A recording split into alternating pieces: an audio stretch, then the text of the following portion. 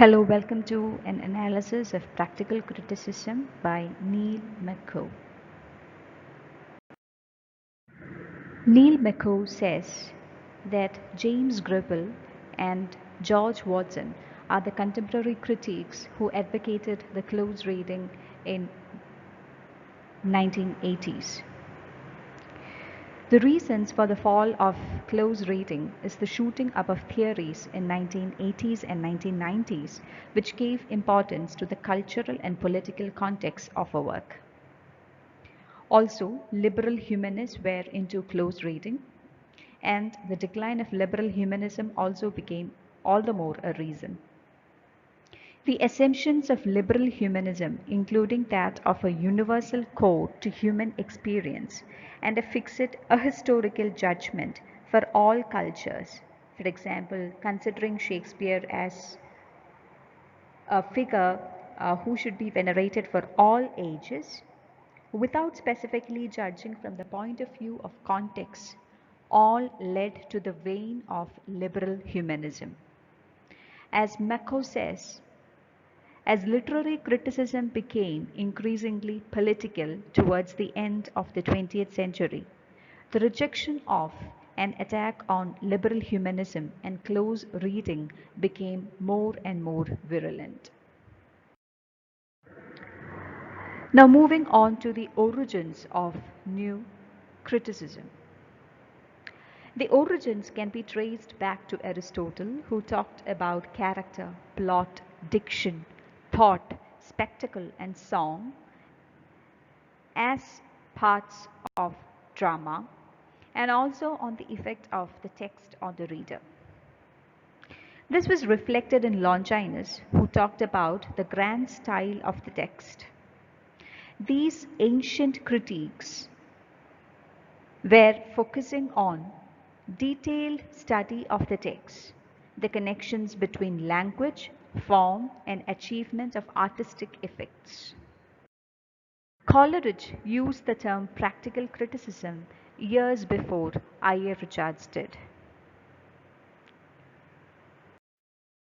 I.A. Richards considered text as the primary source of reading and advocated a scientific method of analysis. He tutored at Cambridge and he authored two seminal works in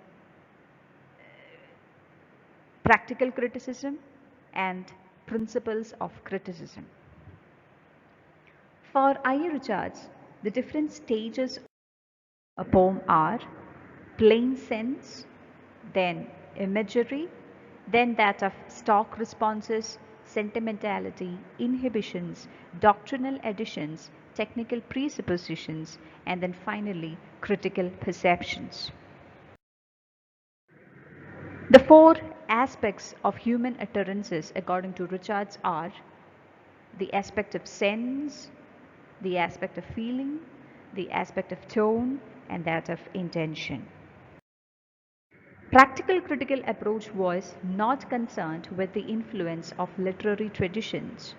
It focused solely on text per se. It was also suspicious of psychological criticism, and they considered psychology only need to be accommodated in the scientific framework of close reading. Readers need not be concerned about the author's mind, and they need to be certain only about or with the words. Nothing else mattered for practical critiques. Practical criticism was a highly pragmatic approach. Now, this is I.A. Richards, and his notable works, as already mentioned, are The Principles of Literary Criticism and Practical Criticism.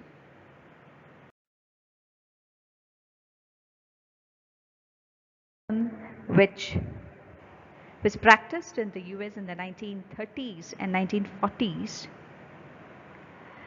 The chief exponent, John Crowe Ransom's The New Criticism, which came out in 1941, gave the form of reading the name New Criticism. Wimsatt and Beardsley criticized the way in which a work was judged on the basis of its effect on the reader, which he called which are called the affective fallacy, and on the basis of the intention of the author, which was called the intentional fallacy. The new critiques prescribe the text as a self-contained structure, a web of words, symbols, and images, and it was a practical method of reading where context did not matter. And Ransom was also against making literary judgments in terms of emotions.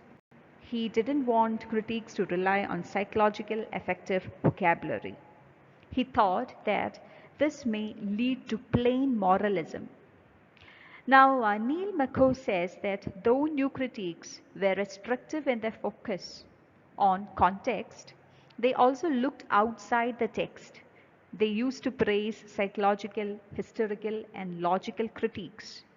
For example, Ransom appreciates the historical critique in T.S. Eliot, the factual and the intellectual critique he was, who had the powers to look at a poem against the others. Also, Ransom discusses 5 contexts of poetry as physiological, psychological, biological, logical, aesthetic, which were all outside the text.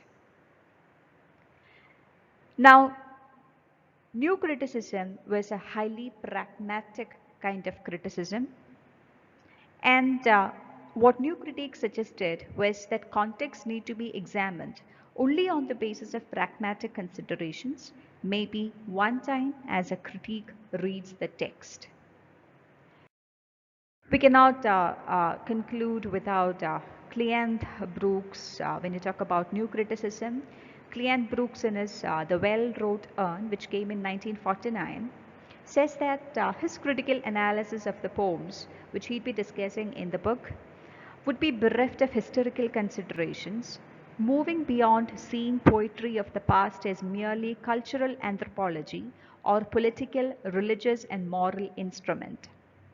For him, to summarize the contents of a poem or to list its constituent parts was a crude gesture called the heresy of paraphrase. He wanted to pull poetry outside the context and examine its internal details. The critique should focus concentration on the language of the text itself, the status of the author, reading, and role of the text just coexisted and should never ever come in the foreplay. New critics themselves acknowledged that theirs was one type of reading. They said it was the role of every critique to realize that he is a reader, and an imperfect reader at that.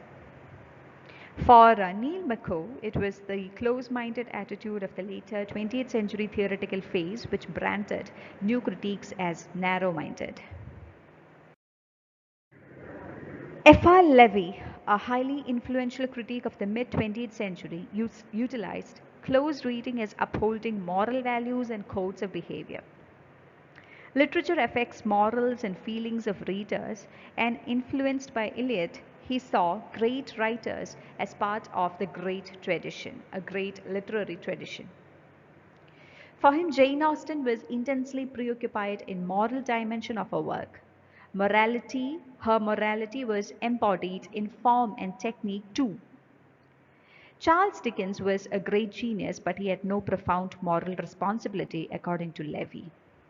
Now, this moral dimension of Levy soon fell out in 20th century as inappropriate and even politically questionable.